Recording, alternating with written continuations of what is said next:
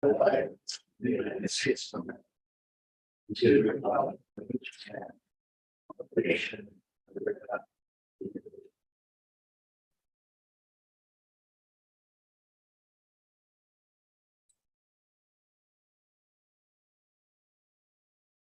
All right, we're gonna skip ahead to 11:7 on the agenda. And that's presentation from SCH regarding what they wellness center. Matt, thank you. Oh, thank you guys very much. My son's got an opportunity to play Go State today for VFW baseball, but I want to try to get back to watch him play, so I really appreciate you guys moving me up on the agenda. The estimate everybody should have in your packets, I believe. Little brief background, a couple of years ago, city applied for some state bonding bill money to help do some improvements to the arena. It's taken a few years to get it approved and through the cycle, but now we're there. And through the last cycle this spring, the city was awarded $1.75 million in state bonding, which is about half of what you asked for. The city also applied for some Mighty Ducks money that was appropriated, and $328,000, right, Becky, for that. So roughly, currently, you have a little over $2 million in grant money towards making some improvements to the arena. The original scope of the project that we applied for, or helped you guys apply for, the bonding bill, was to redo the refrigeration system, replace the boards, and upgrade the bleachers. It was all inside the main arena itself. And so that was the initial scope. That was where the project was headed.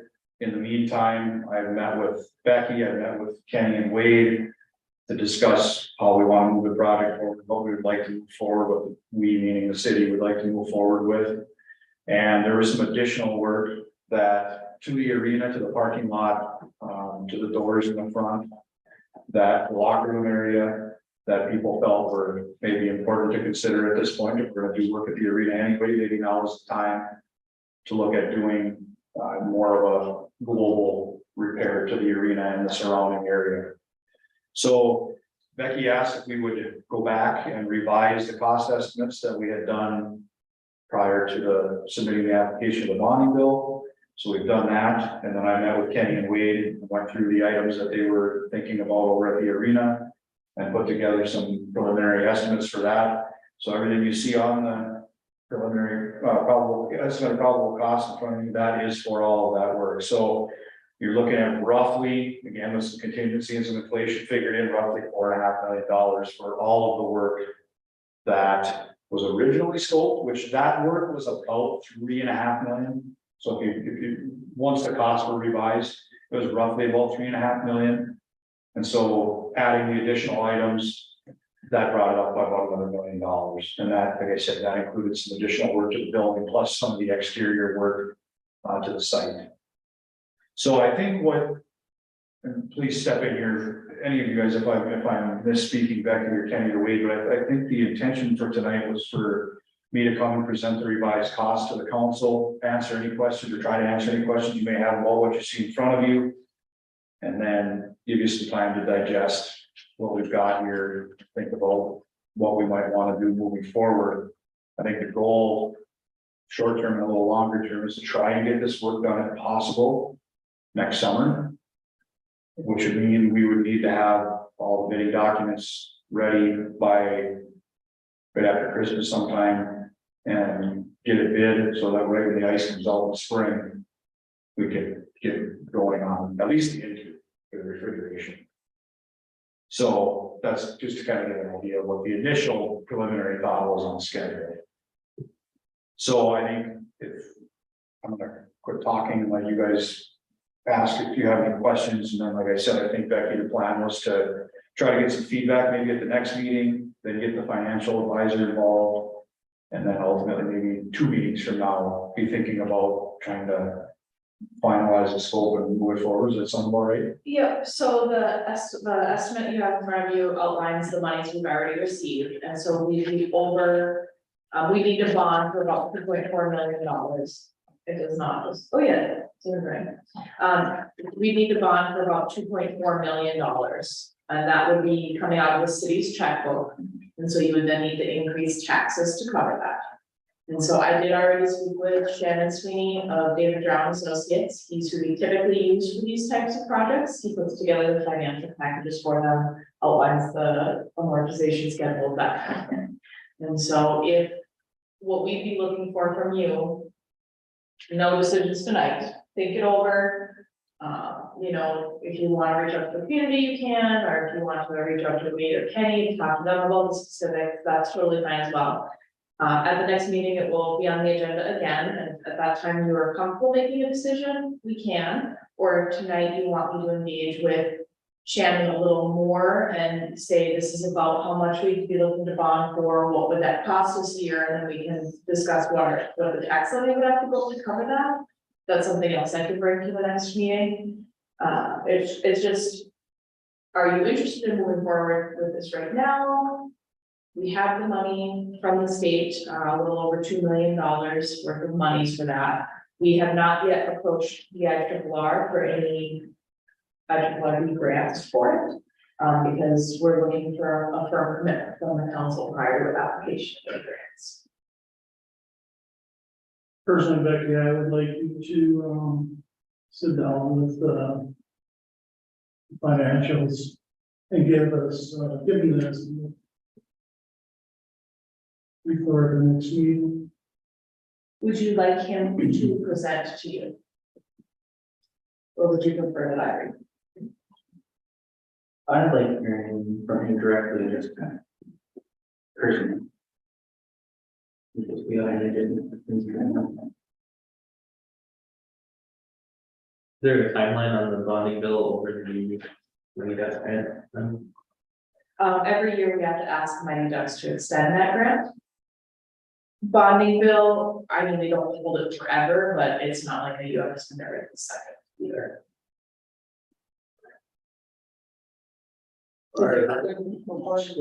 Is there other ways that we thought of or looked into for funding, besides IRRR, is there any other opportunities we can? SCH has done a really great job about finding those monies for us. The Mighty Ducks unfortunately is pretty much the only avenue we have to go to at this point.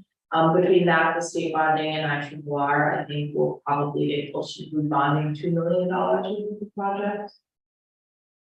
But for this type of project, you know, we can't apply for a DNR grant or anything like that. So that or like a USDA grant or any of the really big grants. That we can So get. nothing outside of the building. Fall under anything that we could. No, there's no infrastructure that you could apply for, like state with monies for or anything like that. We still have the opportunity to pick and choose what we want to do, though, if we say just fix the ice plant, we can have arena, is that an option, or do we have to do everything? You have to do everything that you listed under state law. Okay. And so that would be a majority of the big ticket items on there. I think some of the things Kenny put on there are a really great idea. My recommendation to the council would be not to do it halfway, because if you cut out the parking lot, then you're gonna have this really nice facility. And I think we've all been in that parking lot, there's a parking lot that's like that. So you know what I mean, like if you want to do the facility, do the facility. Because at least in my experience, if you partially approve a project, the other part will never get done. Unfortunately, that's typically how that happens. Kenny, Wade, you got anything to add to this? No. I agree that if we're gonna do it right. Dave, who was the representative who talked to us during the grade, to say he wanted to help us try to get the funds for this? Well, Roger Scrabble, and he was involved in helping out getting the bonding this year. So that's money that we were awarded for. Bonding, and next year's another bonding session. There's a short window right now to get anything in place for any bonding for next year. I believe he said if there was something that we would like him to work on, he'd have to have it in hand by the end of August, the latest. So is that an option to go for another, more bonding money for the new? I just have to talk to Mike Larson, he's with SCH, I have never seen it. That you get additional bonding money for the same project. You could operate like Wabac did, where they did a huge project and they built it into phases, and then they got multiple sections. But I've never seen someone get awarded a second round of projects. And I know it was an unofficial, meeting, but we talked about it, he just said, he'd like to see it completed and he would do what he could to try to help us get that done, right, we weren't sure what that meant. All right, thanks, Matt.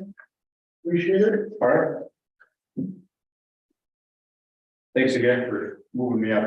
No problem. Much appreciated. Good luck. Okay, Thank you. Yeah. Thanks. And I should mention, Mitch is here, he is on Zoom.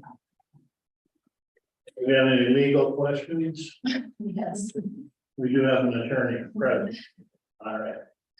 Moving on, consent agenda. Everybody had a chance to look at it. If so, is there a motion to approve?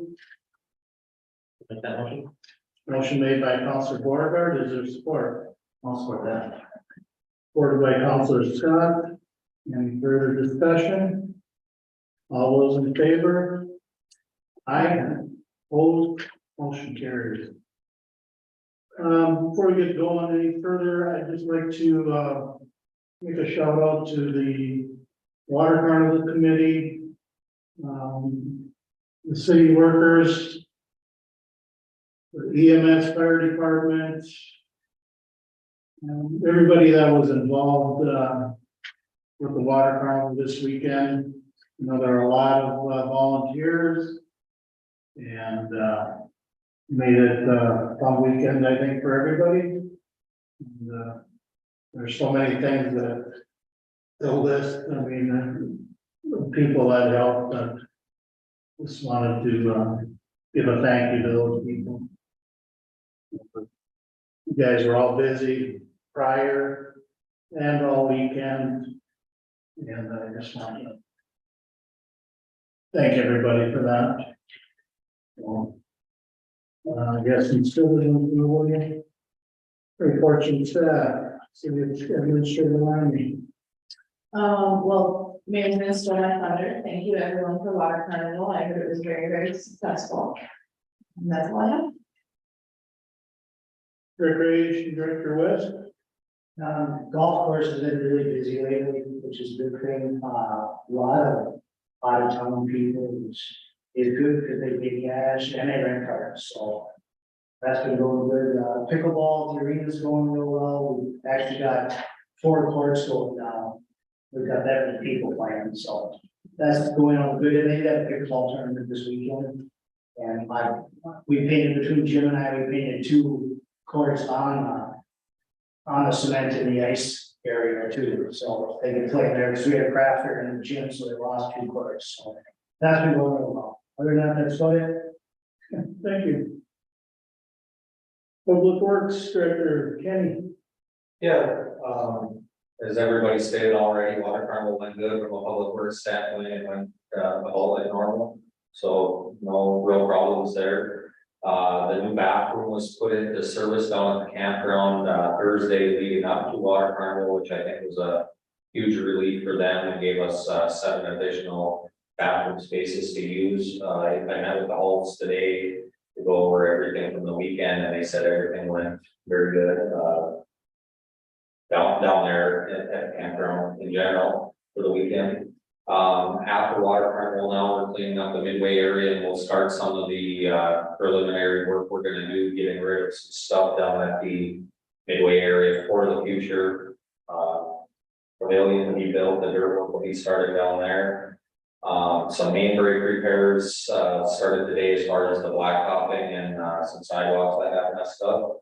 And I'll be meeting with a contractor tomorrow to review the plans we came up with for the EMS sidewalks and drainage that we're gonna put out from the building.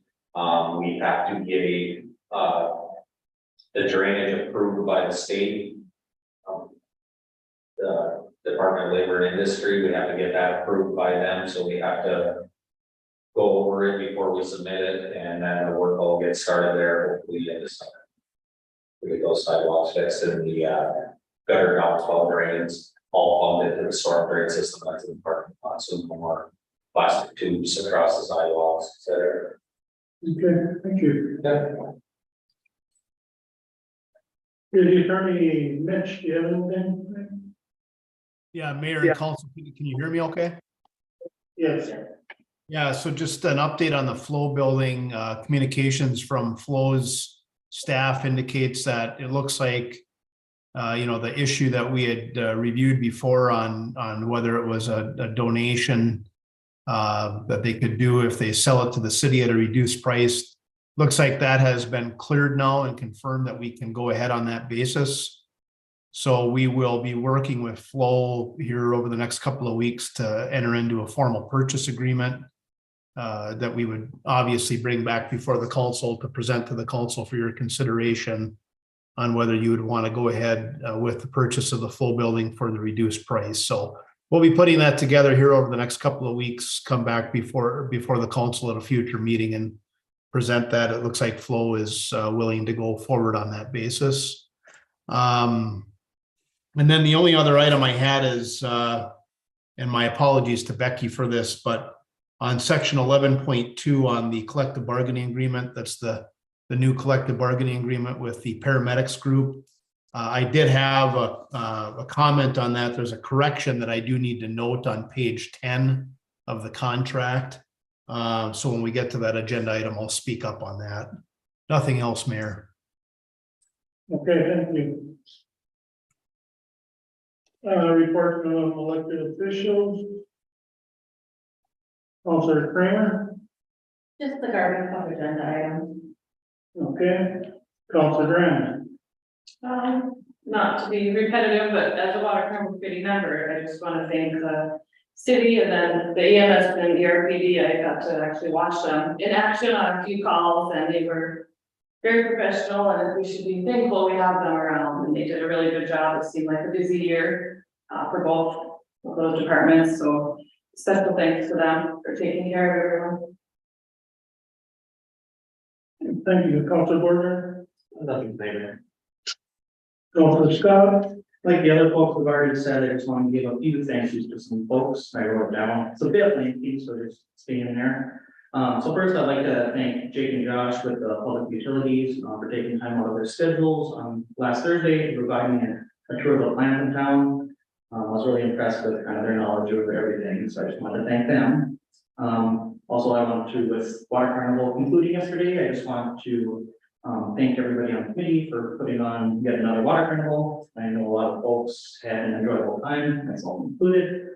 And I'd also like to thank our EMS department. I know they got bombarded with calls this weekend. In addition to our working on-call staff, we had several EMS members who were not scheduled to be working, but they provided assistance by going out and responding to medical emergencies.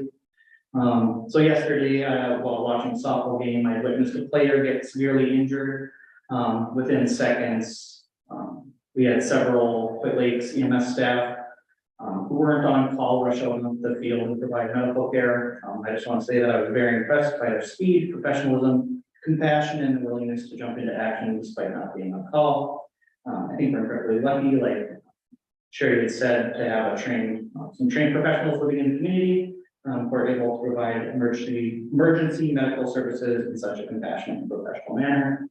I'd like to thank all the EMS members who provided care to that player. So thank you to Ann Breland, Steph Zimmer, Paul Carlin, Kevin and Jill Ekman, Director Olmsted, Pete Wallner, Julie Nyman, Garrett Myro, Kyle Ross, Chief Schooler, and Jackie Booth.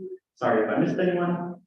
So in addition to our EMS department, I'd like to thank the East Range PD for ensuring that everyone was staying safe this weekend. I know they were pretty busy going out on several calls also. Lastly, I'd like to thank Canyon Public Works Department for getting the city ready for Water Carnival and doing all the cleanup. Definitely looked like it needed it, so I just wanted to thank Public Works. Then just the last thing I'd like to bring up is just regarding the ATV ride in September. As it sounded like previously it was, said that Becker Homestead had been reached out to this, regarding this event. I spoke to her this weekend and she said that she hadn't been contacted. So to ensure, that we have crew available to attend that ride with the proper equipment, I think someone from the club should reach out to her, as soon as possible. That is it. Okay, thank you.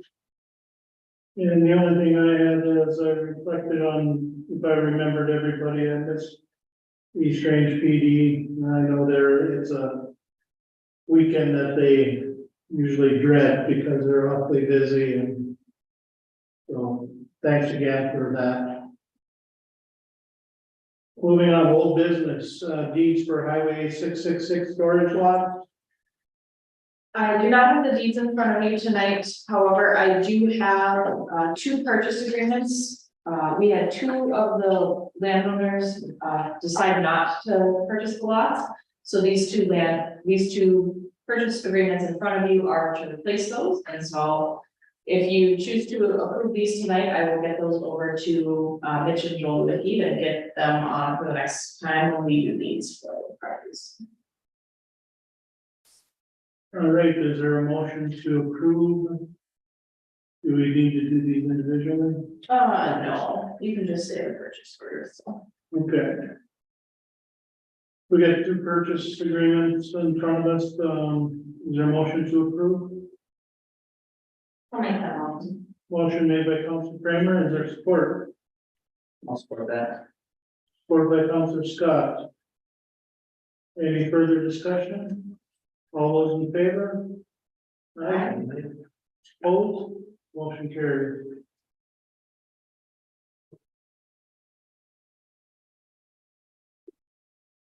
Okay, 11.1 is the recommendation to approve the variance request for parcel number 142-002-0080.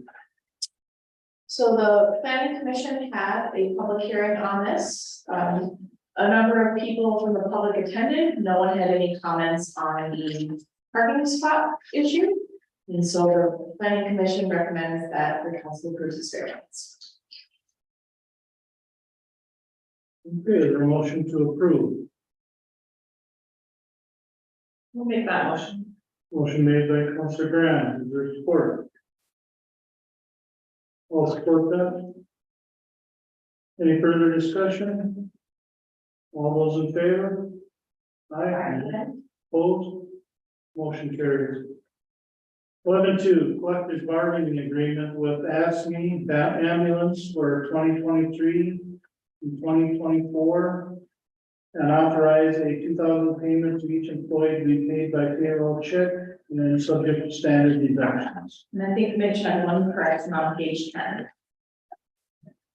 Right, Mayor and Council, on page 10 of the proposed collective bargaining agreement, at the top of page 10 in subsection E, so there's 2 corrections on page 10. First, in that subsection E, it's going to read, each party shall be limited to a negotiating team. There's a typo there of no more than 3 members. Should be members plural, including spokesperson and staff representation for any future contracts, memorandum of understandings, or health insurance discussions. But then later on, there's under section 12 on page 10, under section 12, the last paragraph, subparagraph I, that should probably be deleted because those 2 provisions would be somewhat inconsistent with each other. Yep. So I would propose that we delete subparagraph 12I in its entirety. I think that then would be consistent with the tentative agreement that we reached with the union on that particular sub issue at the end of the mediation session here a couple of weeks ago. And so what I would make that correction. And if the council is inclined to approve this tonight, which it is ready for approval, just approve it as amended. All right, is there a motion to approve with the amended? Question? I just have a question regarding kind of the changes from the current agreement. So in here it says employees are required to stay at the public safety building when working and not on a reasonable break. So does that mean that the paramedics are just required to sit at that building all day unless they're to call, unless they have those breaks or? Yeah, they can go out for lunch, do that kind of thing, but yes, they'd be required to be at the building. Okay, so the only problem I have with that is that like with community events, like the water carnival. Or baseball games or softball games, or hockey games, there's all these large groups of people engaging in sporting events. And these are places kind of where people are more at risk of getting injured, and if paramedics or EMTs are there, then they're more proactive in addressing kind of medical emergencies. So I don't see the use in them just sitting at the public safety building, kind of filling their thumbs, not doing anything until they get a call, just kind of being more proactive in addressing kind of medical emergencies. And also kind of put people at ease if they see EMTs or paramedics at those sporting events. They kind of know like, okay, if I get hurt, there's someone to take care of me. And then just good for community relations, just being involved. Same with like the police department. I don't think we expect them to sit at the public safety building. They're more proactive in addressing kind of crimes and things like that by being out in the community, going to the water carnival like they did this past weekend and things like that. So I just want to see that in the school. For them sitting at the public safety building.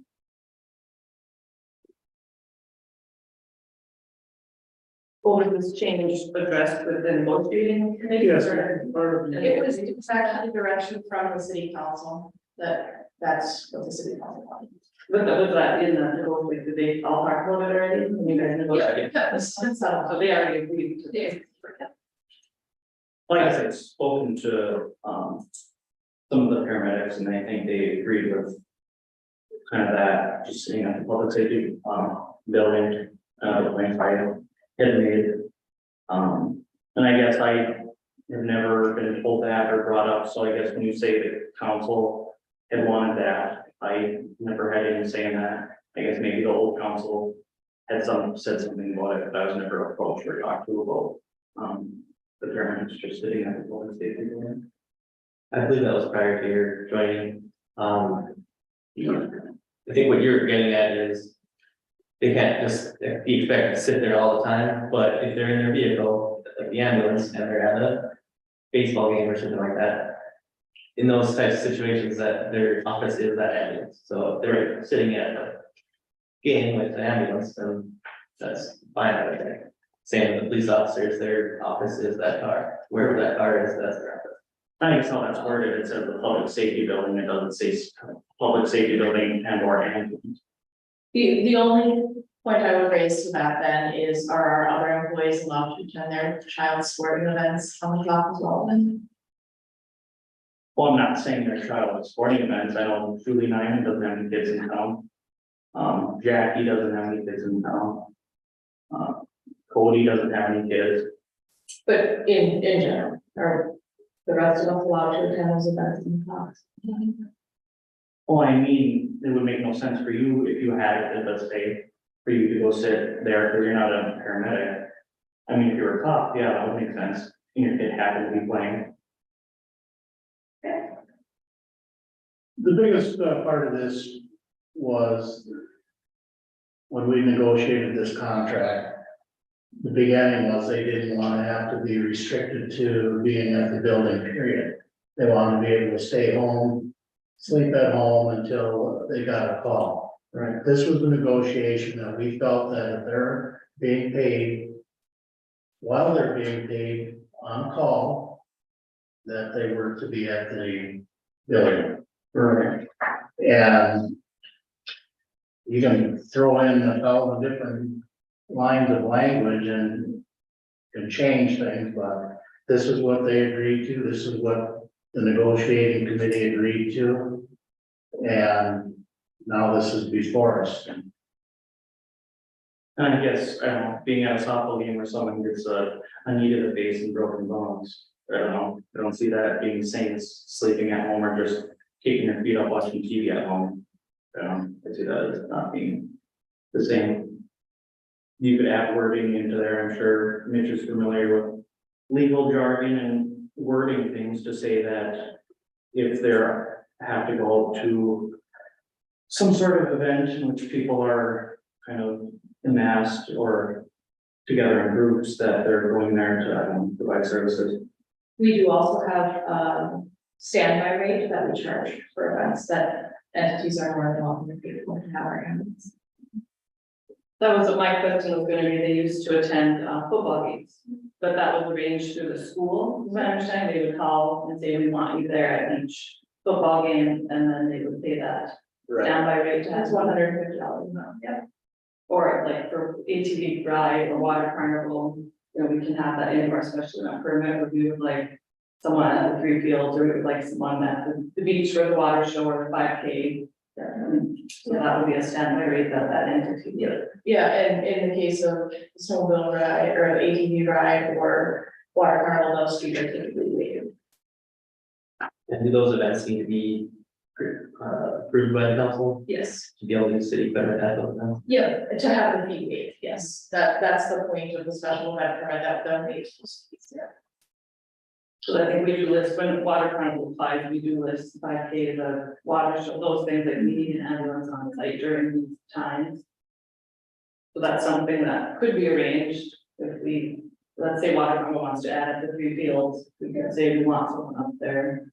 Or if school would like someone at this event at a certain location or something. Yeah. We would just add that in. If I could just interject too, the language is meant to address that. So if now remember, this is the paramedic who's actually scheduled on staff. Now, if the ambulance director or the assistant ambulance director who's directing the workforce or supervising the workforce there, you know, if there's a scheduled event and they tell the paramedic, you know, we want you to be as part of your, you know, scheduled work assignment, if you're on staff, and we want you to be at the softball field for some big event there, or maybe down at the arena to stand by if there's a need for the ambulance there, or at a football game. Of course, you know, in the fall, you often see the ambulance at the football game. So that's the paramedic. If a paramedic is assigned to do that by the supervisor, then that's part of their regular assigned work duties while that paramedic is on shift. So that would not, you know, the supervisor still has discretion to have them go out and do that. This language isn't meant to say that if you're not on a break, you have to be at the ambulance hall. That's not what this language is meant to say.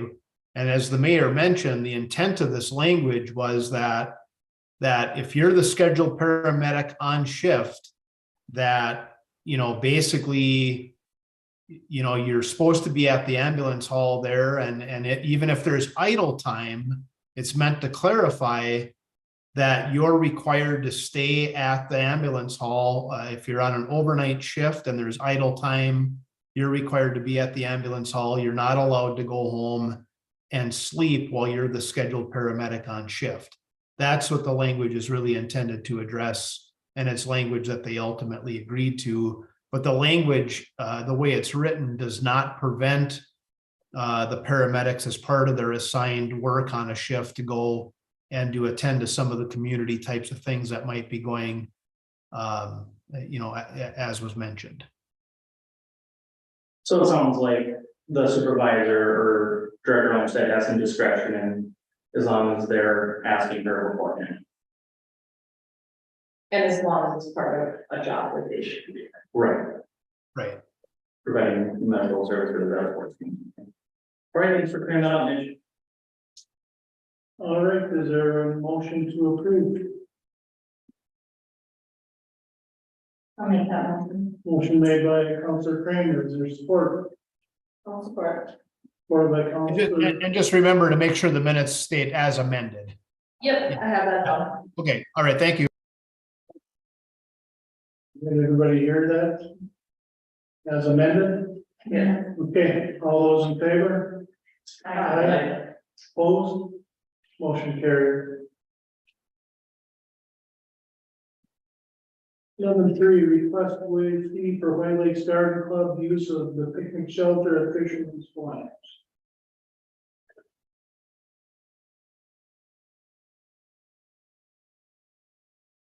So the garden club does an end of the year.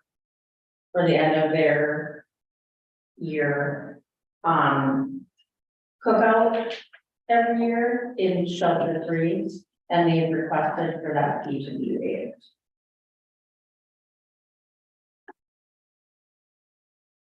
Motion to waive fee for Grand Brook. Motion been made by Counselor Border, is there support? Supported by Counselor Scott, is there any further discussion? All those in favor? Aye. Opposed? Motion carries. 11.4, recommendation to hire a casual part-time EMT.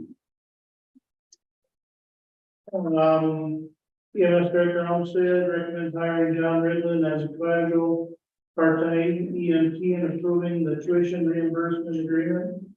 Mr. Ridlin is already a casual part-time firefighter with the city. And So you, instead of him just being a firefighter only position, he can hire as a firefighter EMT and start working on his certification. okay. Is there a motion to approve? I'll make that motion. Motion made by Counselor Scott. I'll support that. Any further discussion? All those in favor? Aye. Opposed? Motion carried. 11.5, Ranger ATV Snowmobile Club invoice to SEH in the amount of $5,800 for Moose Trail project, Waback to Skyway. And again, this is the pass through the city. Is there a motion to approve? Make that motion. Motion made by Counselor Kramer, is there support? I'll support. Supported by Counselor Graham. Is there any further discussion? All those in favor? Aye. Opposed? Motion carries. 11.6